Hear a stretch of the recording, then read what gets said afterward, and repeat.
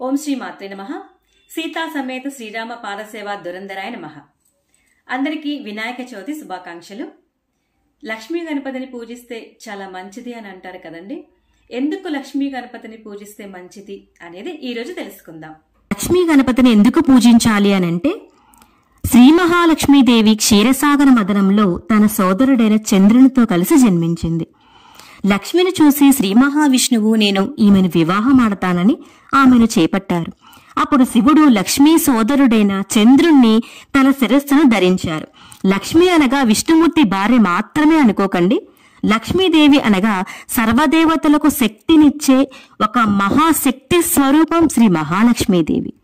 లక్ష్మీదేవి విష్ణువుతో ఉంటే ధనం అనే శక్తిని ఇస్తుంది. లక్ష్మీదేవి వినాయకుడితో ఉంటే బుద్ధి అనే శక్తిని ఇస్తుంది.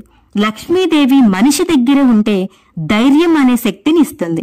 ఈ విధంగా ఆమె మంత్రాలలోని సమస్త దేవ వనితాం అని కూడా శ్రీ సూక్తంలో ఆమెను వర్ణించడం జరిగింది. అందుకే ప్రపంచానికి తల్లి లక్ష్మీదేవి అని, ఆమె సోదరుడైన చంద్రుణ్ణి ప్రపంచానికి మామ అని, చందమామ అని మనం పిలవడం జరుగుతుంది. కనుకనే ఈనాటికి కూడా విద్యార్థులు విద్య ప్రారంభించడానికి ముందు సరస్వతీదేవిని పూజిస్తారు. విద్య నేర్చుకున్న తర్వాత పరీక్షల సమయంలో అత్యధికమైన బుద్ధి అనే శక్తి కోసం లక్ష్మీ గణపతిని పూజిస్తారు.